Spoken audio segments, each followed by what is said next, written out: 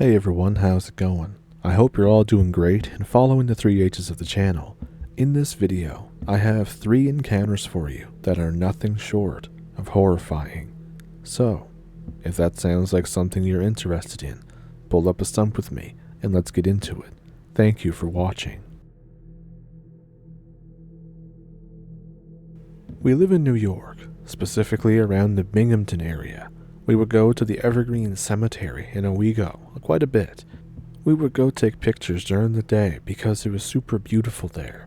The highest peak of the cemetery looked out over the main downtown area, and once night set, it was an incredible sight. Anyway, before this experience, I have had previous encounters after dark with my fiancé and his friends. But this was nothing like the others. After dark, this cemetery's entire ambience changes in an instant. I'm hyper aware of every corner of my vision, my hearing, and I just feel incredibly uneasy. My adrenaline starts to rise. So this one night, my younger sister wanted to go see what I was talking about. So of course I said sure, but we have to stay in the car. We entered the cemetery, which is a hill that evens out past the old groundskeeper's house, and then it goes around a tight right turn. This then leads into a straight hill with an open area of graves to the left and to the right. Then another branch of road to the right a little ways up. We take that turn which you can keep following or you can turn off to leave. I stop at the small, quote, intersection and we sit in silence, taking in what we can see. The feeling of being watched begins to creep in after a while. And then suddenly, out of nowhere, my sister begins to frantically pull my arm as I look over to her. I follow her gaze. It's fixated near a gravestone. The best way I can describe what I saw is this. It looked like that I was looking at the back of Golem from Lord of the Rings, but much bigger. It was long, emaciated looking, and hairless. Then its head whipped around and locked eyes with my sister. She froze and stopped shaking my arm, so I all but slammed the car into drive and sped down the hill and out of the cemetery. It all happened so fast that I wasn't able to get a good look at this thing's face, but I'm not really sure that I wanted to at the time. Months passed by, and my sister began to experience strange things at her house, waking up with unknown bruises, feeling watched every night, and just a general fear of being alone in her bedroom. So I stayed over one night with her, and as we laid down for bed, she rolled over toward the wall and said, "If you feel like something is staring at you, don't turn around." And let me tell you, she wasn't wrong. I had a hard time falling asleep, which was weird for me because we both grew up in the house that we were in, so this shouldn't have been a problem. So I'm laying on my back, eyes closed. I'm listening to the dog chew on his bone near the closet. Then I feel this tall presence at the foot of the bed. I try not to move, thinking that I'm just scaring myself because of what she said. But I was wrong. My sister, who assumed that I was asleep, slowly reaches over and holds my hand under the blanket and squeezes. The blanket then rips off of my feet, and the feeling of cold hands on my ankles sends goosebumps through my body. I squeeze her hand back, waiting for it to be over. Now, I never fell asleep up to this point in the night. I have been wide awake, just laying there. So this happened, all while being awake. The feeling and the presence vanished soon after, and I curled up further on the bed and called for the dog. The next morning, I had bruises covering my ankles. Needless to say, I don't spend the night over there anymore. This was a crazy experience, and I've seen this thing on other occasions while at Evergreen Cemetery, and my sister was eventually able to somehow get this thing out of her house. It's still pretty scary to think about, and sometimes, even now, I feel a bit weird when I go visit her.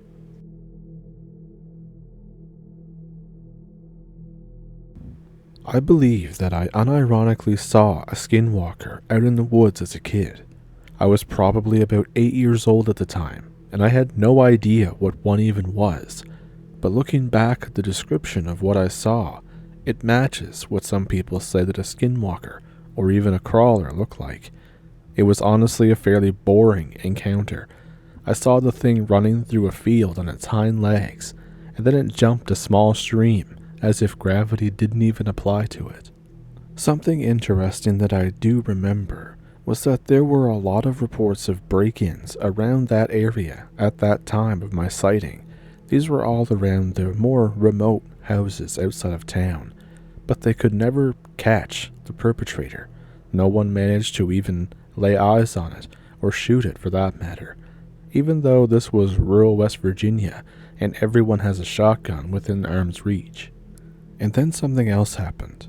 I remember probably 10 years after that incident, I was awake upstairs playing video games when I heard someone run up the stairs, and I knew that it wasn't my parents. I won't get into the long of that story because it would take a lot of words to describe exactly just how creepy that situation was, but here's the short of it. I managed to navigate around it through the house by locking doors and then switching rooms when it would go back downstairs. This happened probably 3 to 4 times. I got into my room and grabbed my gun. It was again trying to open my door when I grabbed my revolver. Then it immediately crept down the stairs slowly. I could hear it through the walls. I decided to face it head on. I went downstairs and leveled the gun directly at it. It looked exactly like what you would think it would look like. It looked like an extremely pale human, almost human. It was wearing some kind of black thing around it. I don't know if it was some kind of clothing or what, but it's about what I was expecting to see. What freaked me out the most was how it moved. It moved like it was in slow motion, like it was hunched over by an abnormal amount. It slowly twisted its arm all the way around and opened the door without breaking eye contact, and then it slipped around the door like it was made of jello. I chased after it because I was pissed, and at this point, I still kind of thought that it was a crackhead. But then I watched it run into the woods barefoot. I have no idea how any human could run through the woods barefoot that fast in the middle of the night. To anyone reading or listening, the home invasions and the skinwalker stories may not seem to be directly related, but I believe there is some type of correlation. I think that degeneracy and corruption of souls can maybe attract evil spirits or something like that, or maybe the evil spirits come in and attract the other things, or maybe they're the same thing. All I know is that weird things start happening in nature when the people around it start turning degenerate in the surrounding community. I remember something else weird. After my home invasion, on many occasions, I would have a deer walk up to my house in the middle of the night. I'd stand by the door, and they'd start creeping closer until I finally shut it. It seems like they would have just walked right into my house if I didn't shut the door. I don't know how this correlates, but after that invasion, something changed. I know other rural people may have probably had experiences similar to the deer, but it's really not normal behavior for a healthy deer to be so trusting of humans in a land that has a lot of hunters.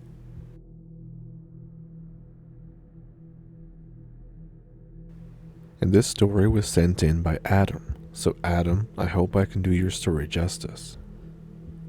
Hi Tim, my name is Adam. I've camped alone for most of my adult life. I grew up in the Pacific Northwest. Forests are basically my second home, and they were always the kind of place where silence feels more like a blanket and less of a warning. Usually, whenever I camp out, I solo backpack, and I do stay at the designated campsites, although sometimes I kind of go off the beaten path, even though I may not be technically supposed to. And I do try to follow the Boy Scout rule of leave no trace. Take everything that's yours and you leave. So with all that being said, in early September of 2019, I took a few days off work and I drove toward the Great Bear Rainforest on the coast of British Columbia. Surprisingly, in all of my years of backpacking, I had actually never been there, but I always wanted to see it. The huge cedars seemed somehow different from the ones of home. The endless moss, the untouched coastline. My plan to me was simple. but to others it probably was less than legal. As I said, I know that there's a lot of designated camping spots and designated trails, and they're usually pretty strict about keeping people on those trails. However, I was dumb. I decided that I was better than that, and I could, with my experience, survive 3 nights by myself in the interior, far away from any cabins or any guided trails.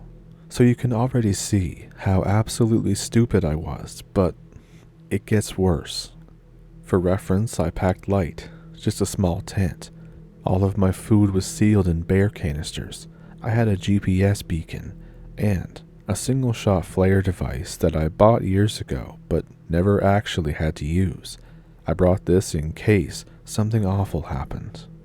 Of course, I always brought it with me, but again, I never fired it, and I didn't even expect to need it. So, if you couldn't tell by so far by my decision-making, I was a bit of a risk-taker back then. I wasn't superstitious, I didn't believe in cryptids or the supernatural or really anything. If anything, I had an arrogance about me whenever I would meet other campers. In short, I was a dick. But whenever I would hear a noise in the woods, I would generally assume it's a small animal or a deer until proven otherwise. But now, what I heard on that second night, it wasn't a deer, and I don't think it was any animal that I've ever seen or know about. The first day was absolutely beautiful. Late summer light filtered through the canopy in these long gold columns. I wish I could have got it on camera. The air smelled like wet cedar and had that forest smell that I love so much. I hiked 10 miles before making camp near a slow-moving stream. The forest was quiet, but in that heavy, ancient way, where sound feels soaked into the moss. Nothing strange happened that night. I slept like an absolute rock. And again, it wasn't until the second day when everything kind of changed. I don't really remember the exact moment, but about an hour into my hike, I heard a whistle deep in the trees. It was high, it was thin, and it kind of rose up at the end, almost like it was waiting for a reply, or a question mark, or like somebody calling a dog. It was 3 notes. I stopped and waited. I thought sometimes, when hikers get lost and they may hear somebody coming nearby, they whistle to them for help, but I stopped and waited, seeing if it was going to happen again.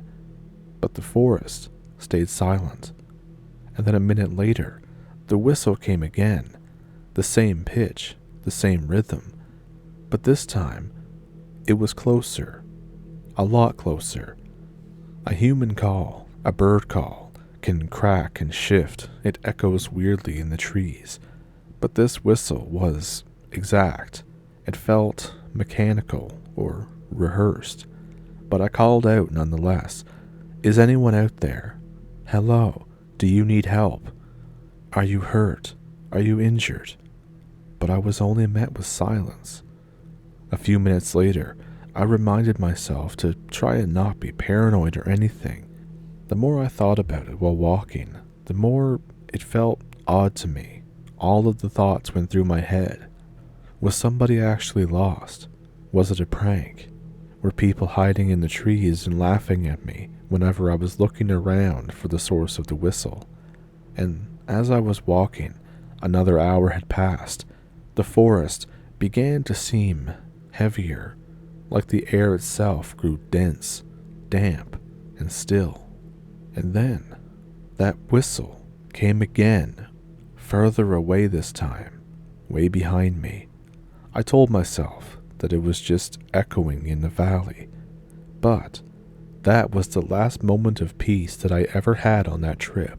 It was at that point that I realized it was the late afternoon, that I wasn't going to make the designated camp spot before nightfall, so I had to camp off the trail. I managed to get pretty far off the trail so I wouldn't be seen. It was a small clearing with a rotting log and a soft bed of moss.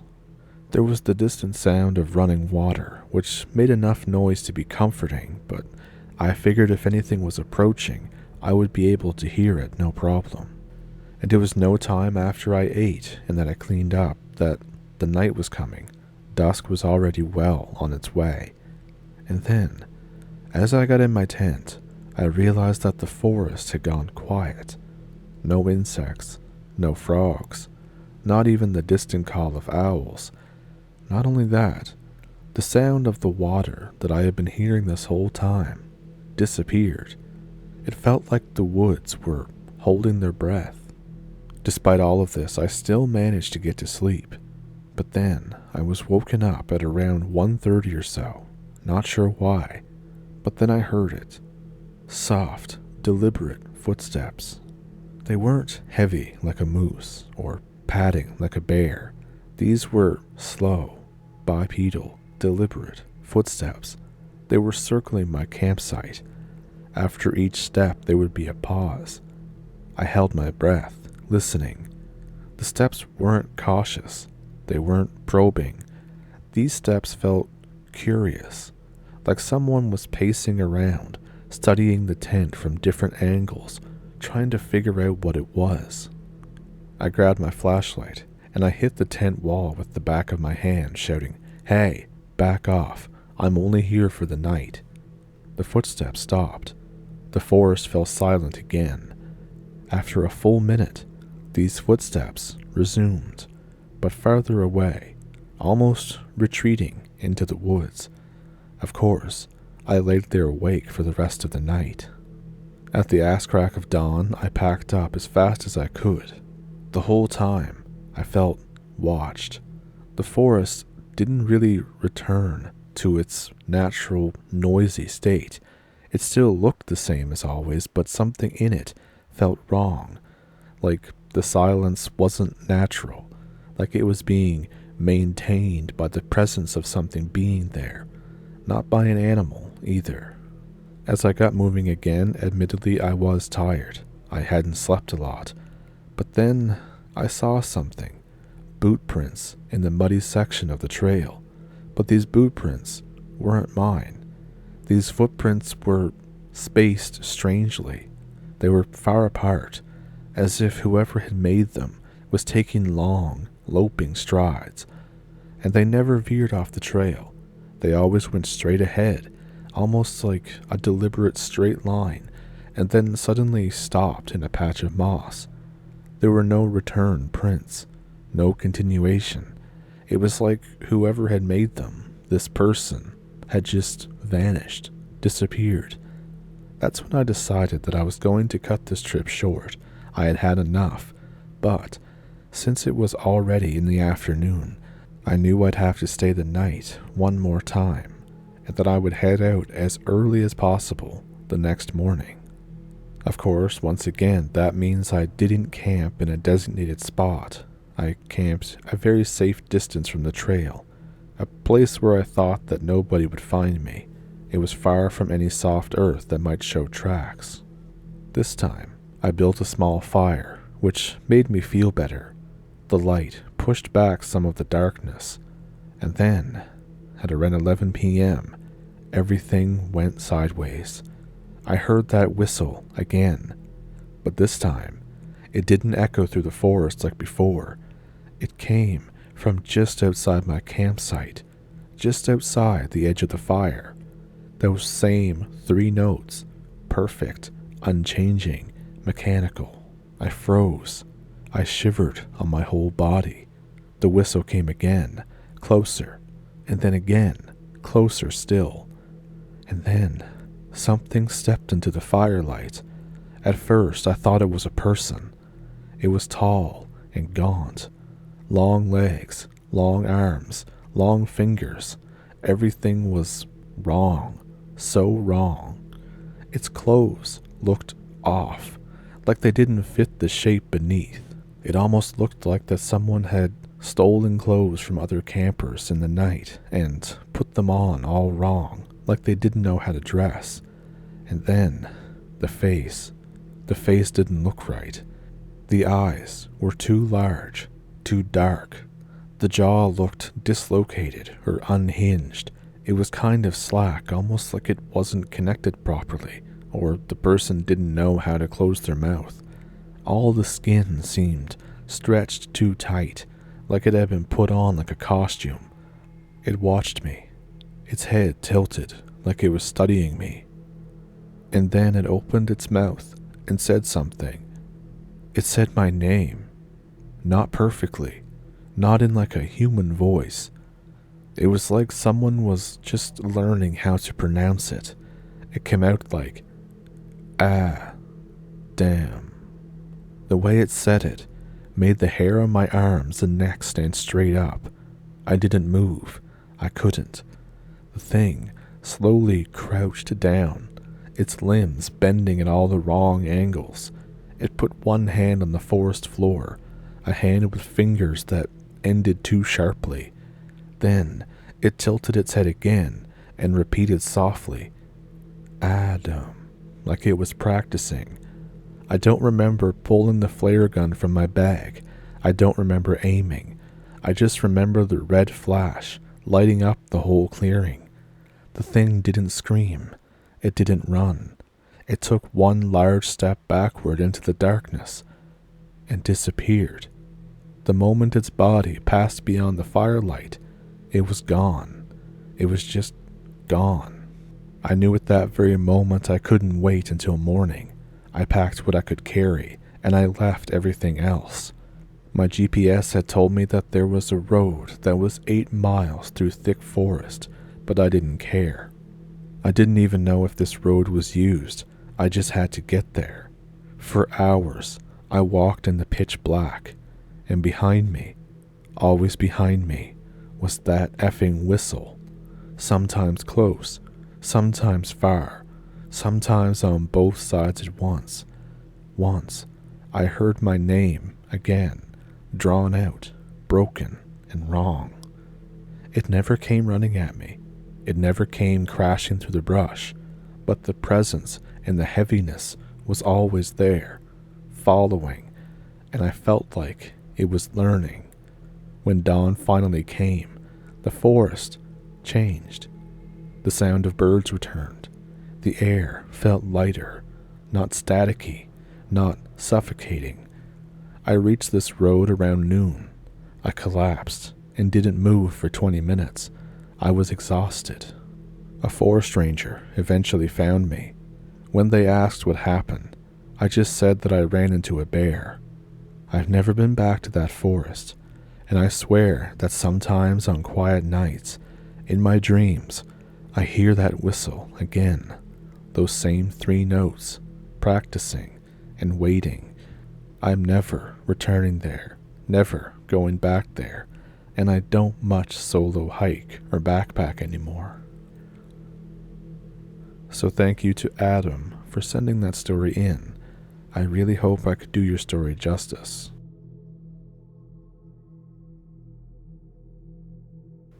So those were horrifying. Like I said at the beginning of the video, what do you think was encountered in them? Especially, what do you think was encountered in Adam's story? Let me know down in the comments. And as always, if you have a story of your own, you can send it to the email in the description below. And if you would like to support the channel outside of YouTube, there are also 2 links in the description to a Patreon and a PayPal. And of course, if you would like to stay on platform, there is a hype feature that's free, I think, where you can really let YouTube know that you like these videos and want to see them. Other people get to see them. I said that totally wrong, but I hope you get what I mean. And there's also the super thanks feature, which is if you want to give a small donation under the video, YouTube usually tells me when I get one, and I'll try to reply to your comment. But with all of that, just being here and just watching the videos, commenting, sharing, favoriting, and all that is very helpful to this channel and helps me continue to do what I do here. So, with all of that, I hope to see you in the next video, which is Friday, and thank you for pulling up a stump. Thank you for watching.